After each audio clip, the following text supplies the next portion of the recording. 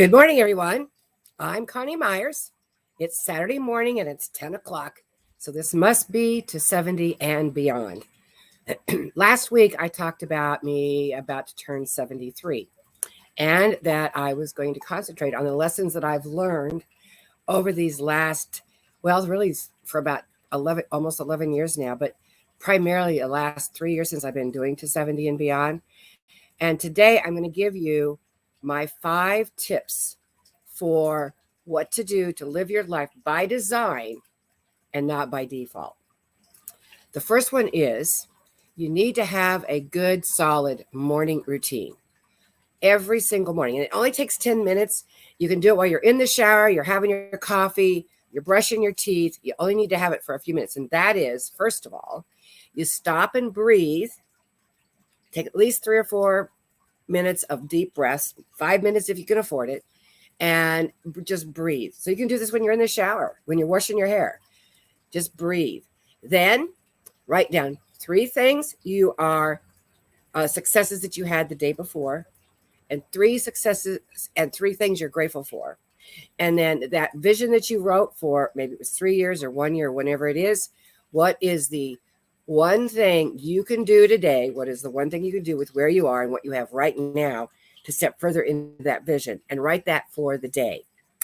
And then record it into your cell phone. Make it a minute. That's all it has to be, is a minute. And record it into your cell phone and then listen to it or recite it throughout the day. So those are the routine things you need to do every single morning. And that starts your day. First of all, the success is what that does is change the chemistry, the chemistry of your brain. So throughout the day, your brain is looking for more successes. The things that you're grateful for, we all know that changes the endorphins and everything about us. When we're coming from a space of gratitude, everything is better. So that's your morning routine. You can do that in 10 minutes. That's all it takes. And you can be doing it while you're doing everything else. So then the second tip is, what are the things you do for your evening routine? So you're at the end of your day, you've had a great day, you've had some great successes, even if they're only itsy bitsy ones. And then what can you do for the evening? Well, you do the same thing. You think about 3 things you're grateful for, 3 successes that you had, and then what is your vision for the evening? Is it with your family? Is it with friends? Is it to reading a book? What does that vision look like? And then imagine that. Do not go and turn on the social media right away. Do not go on and turn on your radio right away. Just stop and take care of this 10 minutes that you have for yourself. And you will then begin your evening in the same way. If you are in your car, you're driving back from work, or if you're in a home office, before you go out the door, or when you're in your car, don't turn the radio on, don't turn anything on. Just take the time, 3 things you're grateful for, 3 things, the successes you had, and breathe. The third tip is, and I'm learning this. I'm not great at this yet. I'm still practicing, but I do try to remind, and I have people reminding me every 1 to 2 hours, get up and take a little walk, do a little bit of breathing.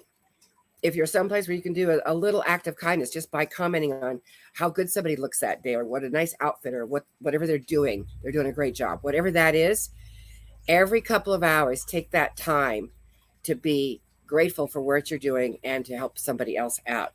And when you come back, your brain will be more clear. It'll be ready to go on and take on the next couple of hours.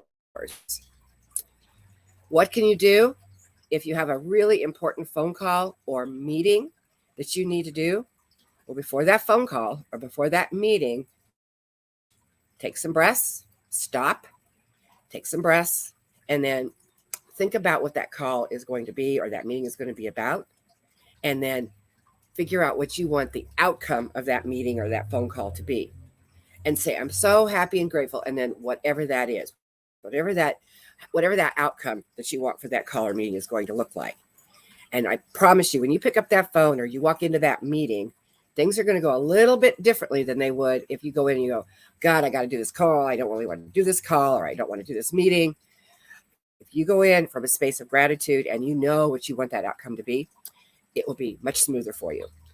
That's number 3. Number 4, you want to make sure, or number 5 rather, let's say you have a really important decision to make, or maybe you have a big problem to solve. What does that look like?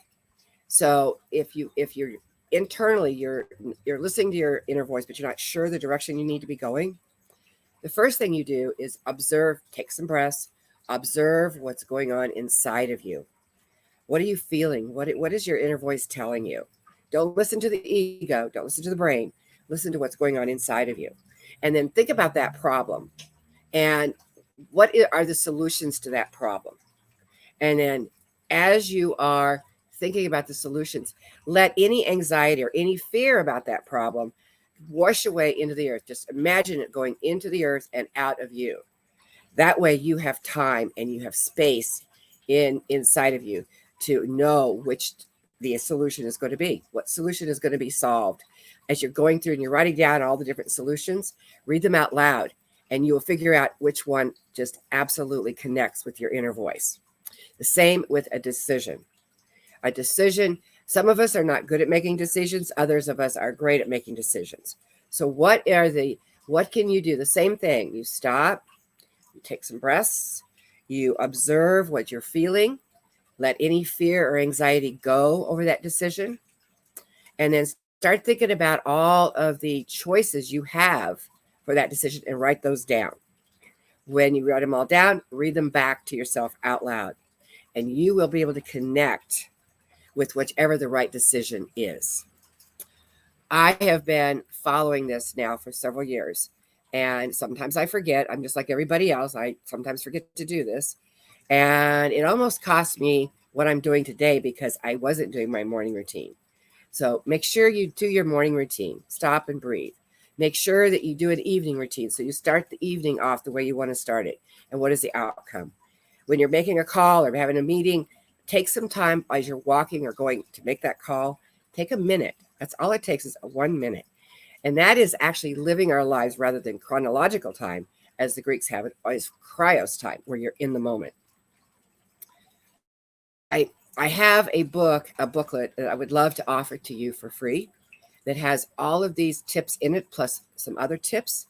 And if you're listening to this broadcast, if you just email me at Connie, CONI.Myers, MEYERS, at CKM Solutions Group, I will send you that book for free.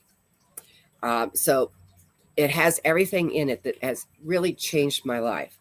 You know, I've said many times on this show how, you know, my husband passing was the greatest gift he ever gave me.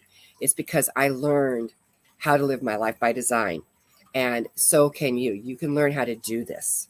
So next week, I'm going to have another free gift for you. I'm keeping this short this week. I just want you to all know that we're getting closer to my birthday and the presents are going to be getting bigger and bigger. So I'm looking forward to next week with another To 70 and Beyond. And please email me and I'll send you the book, Connie.Myers at Gmail. Or I'm sorry, not Gmail. Connie.Myers at CKMSolutionsGroup.com. And I'll send you the book on how to live your life by design. Thanks so much. And I hope you have a beautiful Saturday.